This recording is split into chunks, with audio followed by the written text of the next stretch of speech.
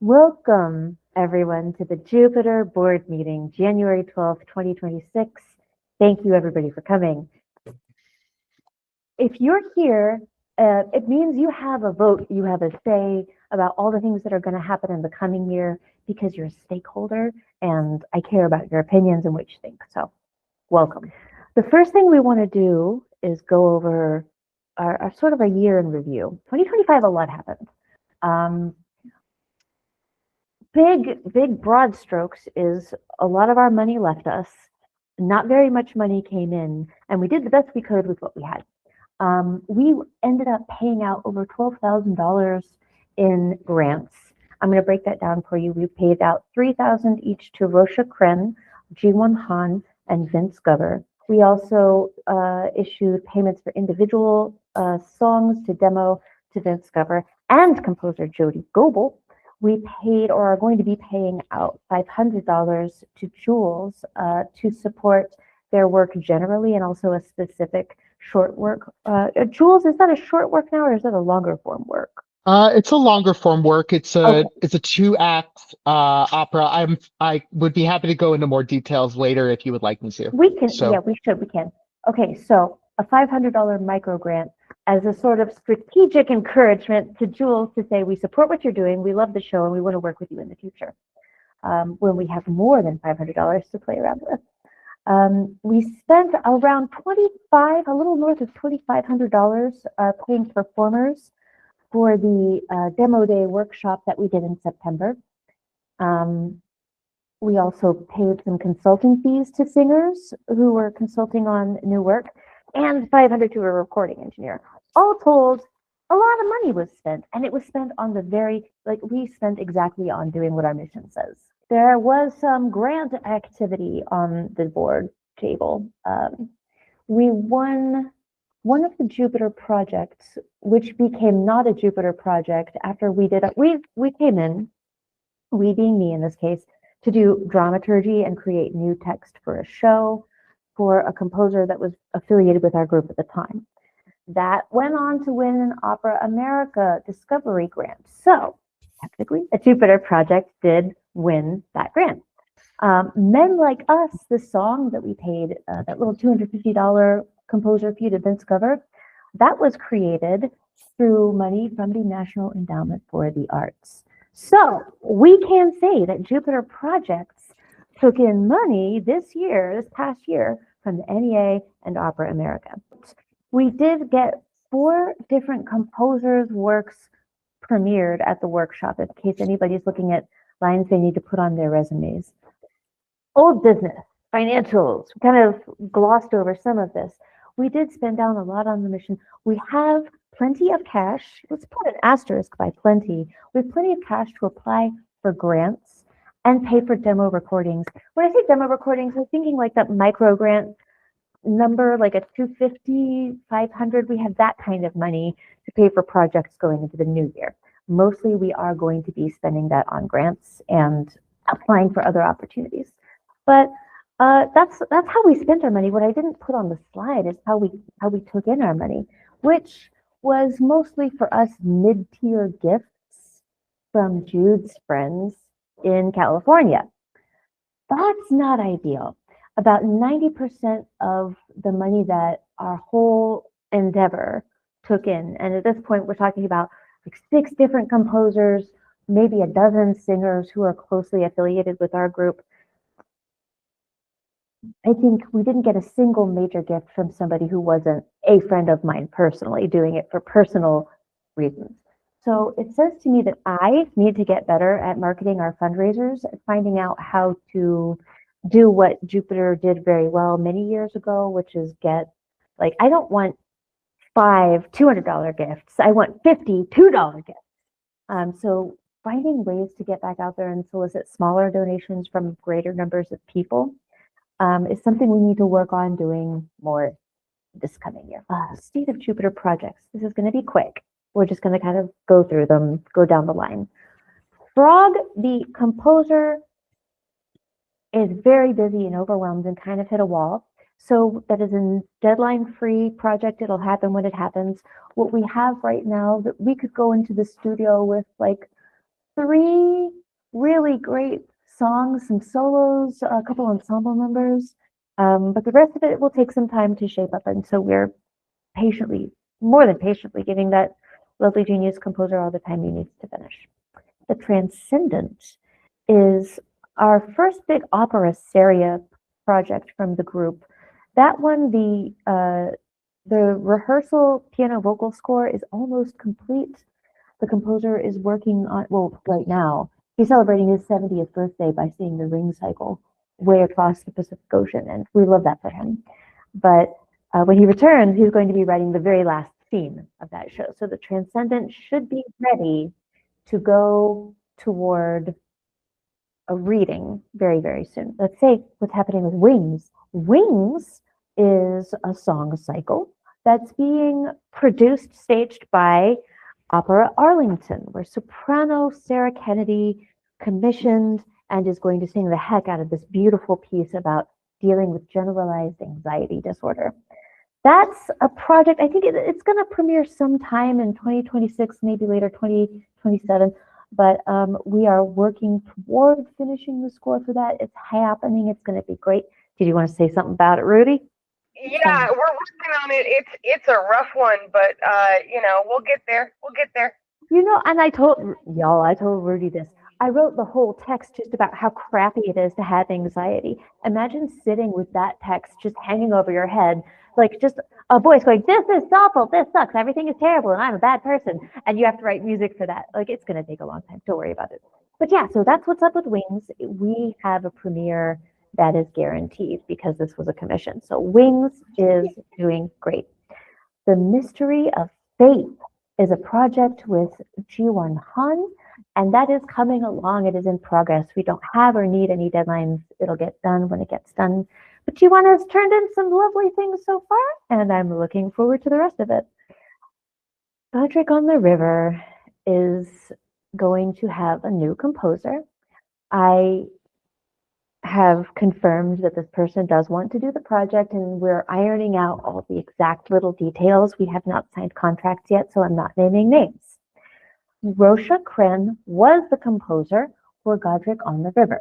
Rosha required contractual guarantees that Jupiter did not have the resources to underwrite, and Rosha requested the score be unmerged. We were happy to redesignate the composer fee as an unrestricted artist encouragement grant, and we are proud to have financially supported whatever final form Rosha's music takes. While Rosha is no longer affiliated with Jupiter, we wish them the very best success.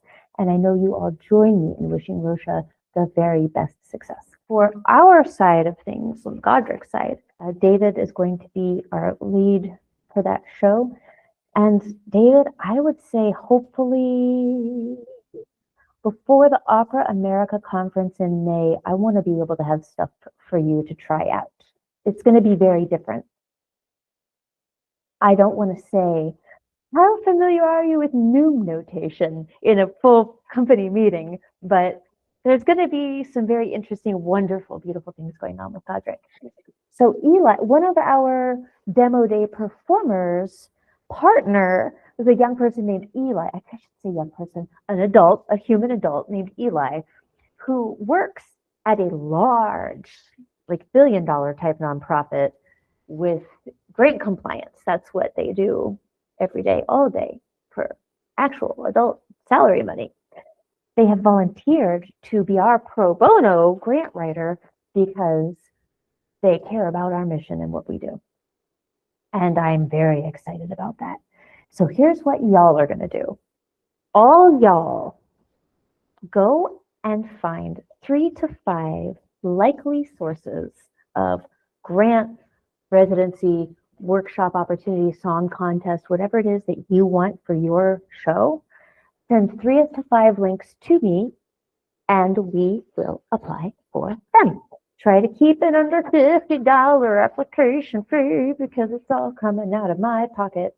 But we are in an excellent place right now with the projects that we have are so grantable, so grantable. We're looking at a lot of humanities grants because some of these are historical projects or they're in different linguistic things. Some of these, like the Godric, especially in the Mystery of Faith, we can apply for grants from Catholic institutions, Like, I'll take $1 million from an organization that's got $1 billion to give away. We'll see. We'll be applying. So send us the links and we will see what happens. And I'm very hopeful. The new board, if you are here, you have a board vote and you can send work to me to accomplish for you, tasks, links for those grants. If you're a composer or a librettist working on a Jupiter show, every 6 to 8 weeks, we want you to be just in communication with the people who are doing the grant writing to make sure that you have everything that you need, that we've done everything we can, that all our deadlines are met, etc. So just a little reminder, like most of you have been very, very good about keeping in touch when it's time to keep in touch. So that's all that is. And the board microsite is where you can vote on the stuff that we have to talk about. The mission and values has been tweaked since I had to write something down in February 2023. And what it is now, it's kind of, very aligned to the original statement with some important lessons that we have learned along the way. Specifically about how to build a community that is both very diversity focused, you could say woke minded, but also that insists on artistic excellence. That balance is it's a difficult one. It's not easy to say, we want everyone to play with us, but only the people who are good enough to be doing this particular thing in this way, at this time, at this level, for this amount of money. It's crazy. It's been very hard for me as a person who just wants to let everybody in and work with everybody and be best friends with everybody to just have to take a big organizational step back a couple times now and say, oh, well, how do we want to run the ship? What do we expect of ourselves and each other? So the mission and values, it's been very lightly edited, but that's kind of what it speaks to at this juncture.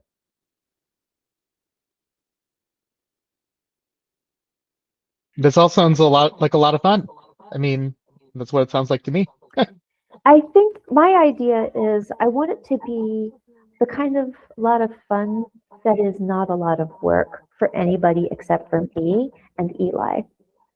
Eli and I are going to be busting butts, not heads, but getting grants, getting partnerships. I'm going to be emailing and phone calling and using my corporate voice so much to make this happen. But at the end of the day, composers should just get to write their 3 songs and check out, and then just watch premieres happen and get paid more money. So that's what I'm hoping for.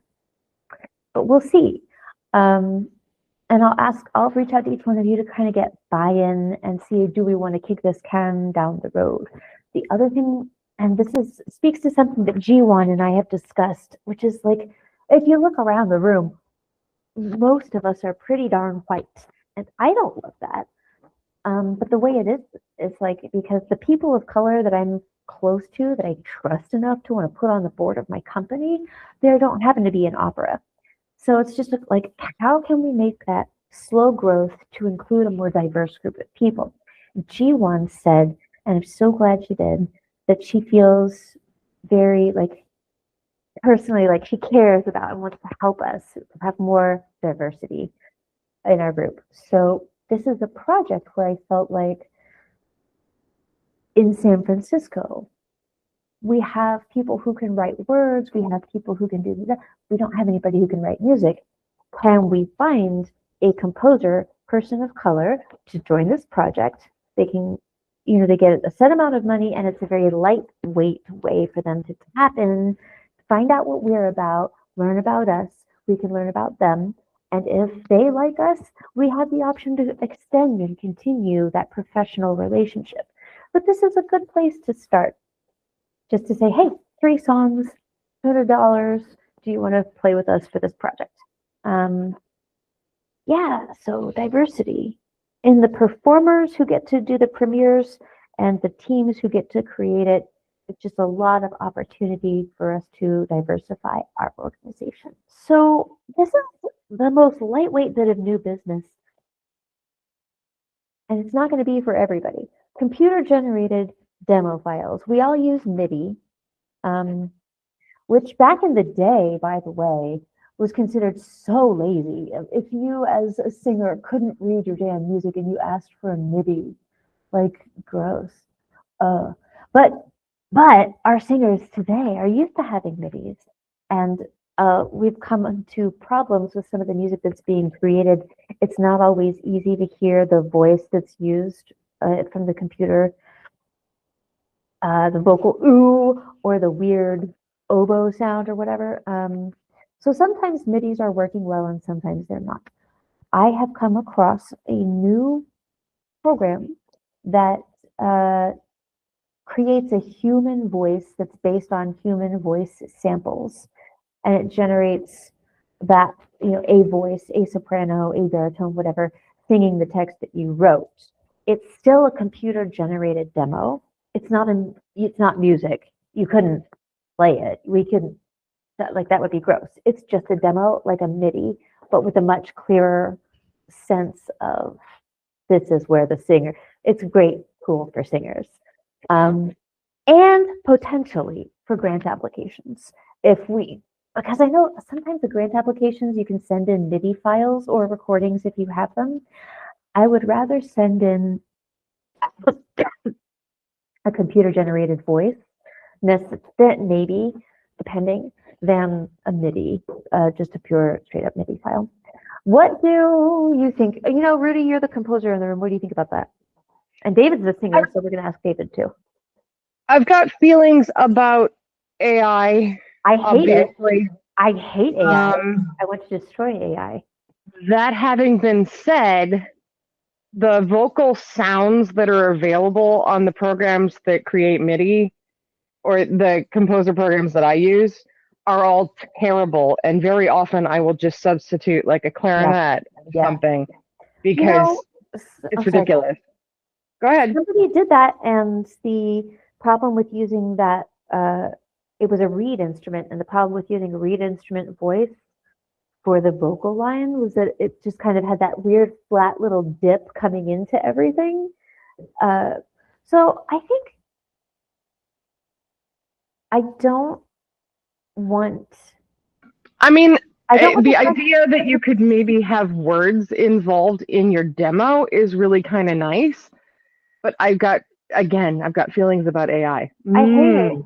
I don't want it to, it's never going to be able to take the place of anything that we actually do here, but might it make it easier for the people who do it to do it?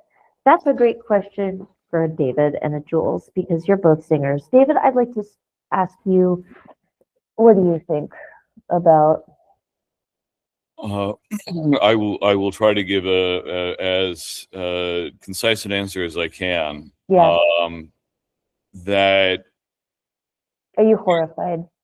No. You're in an interesting position, and what I am going to throw out is basically that there may be some distinction between the kinds of audio files that are useful for learning music for singers and the things that are going to be appealing to those who are contemplating grant applications.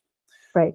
That I absolutely agree that every time I've been presented with a rehearsal MIDI where the voice is represented with a choral ah or a choral o, those MIDI patches tend to be so light on higher partials that the instrumentation drowns them out, and it's very, very difficult to pick out an individual line. The composers that I've worked with who have circumvented that well tend to pick instruments that they feel are somehow representative of the character, and I get interesting information from that. That, oh, if in this recording the bass voice is represented by a trombone, and this recording is represented by a bassoon, I get a different feel from that, and it's enjoyable for me to decode in that sense. And those lines are easier for me to pick out. The concern that I have about the idea of some kind of computer-generated voice Hmm. is that I tend not to listen to recordings of other singers. Yep. Or or approximations thereof, because I don't want it to prejudice my own interpretation. Yeah. I don't want it to, something that will reinforce pitch is valuable. Right. Something that will suggest a specific declamation or a specific Phrasing. technique Yeah. is actually, to my way of thinking, detrimental. Yeah. I So concur. my hope, and I don't know this particular software or what this technology supports, is that if it really is just a question of okay, for this line on our score, we will represent that in the recording with one instrument if we're creating a rehearsal MIDI, and a different instrument if we are creating a sample file to provide to grant writers. And all we need to do is change out which instrument is being represented, and then possibly rebalance dynamics. Yeah, go ahead. I think I might be a little old school in that, like, I'm sort of like bridging the gap between the generations, and like, so I'm aware of the MIDI technology, but I'm also aware of like how people learn how to read music, and What is at going least on in the practice rooms with these kids? Like, what's happening? it's very interesting to me because like a lot of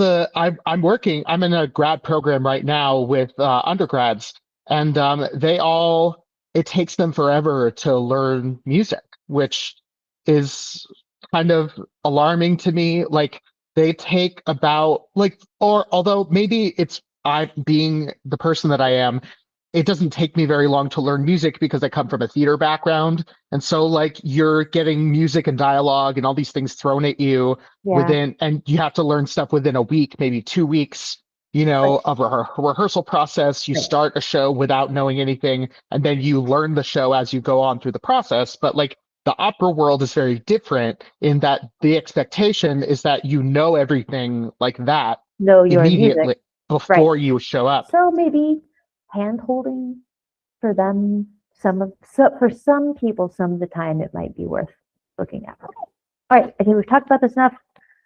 I think we're going to proceed with extreme caution and prejudice. How about that?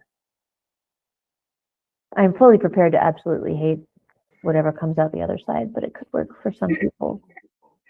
Case by case. It's never going to be taking a singer's job at our company. Voting and feedback on the microsite for the board. There's voting. There's also an anonymous feedback form which any human can use to send me hate mail. It's there. Opera America. Before we go, and I have to go soon, I want to show up in Wilmington, Delaware in May. And I don't know if I'm going to have a badge or if I'm just lobby conning it. Rudy, I think you should go with me. If you want a road trip, that would be cool. As buds. May? Okay, we'll talk. But if Jupiter doesn't die in 2026, maybe 2027, we get ourselves a little booth. We're growing up. If we don't die, we're going to grow up. I feel like a medieval toddler. I could die. I could be a knight. Who the hell can tell? It's 1359. Okay, so Opera America, I will continue to keep you all updated, but also what I'm thinking is Julian's insane idea of a libretto reading makes me want to have like a Jupiter secret salon in a hotel suite or something like that. And just LobbyCon for real. Like actually do some marketing to the people who would be in a position to produce the scores that we're creating. There's always people doing weird but cool shit in hotel suites around conferences, professional conferences.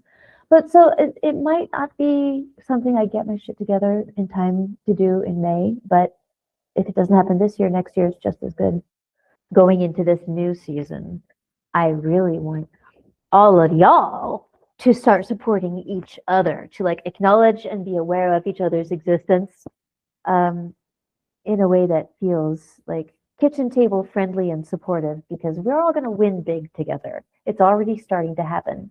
That Sisyphean shit that I've been doing for the past couple years, oh, I made it. The ball is starting to roll down the hill. Things are going to get easier from here, and it really works best if we all just support each other.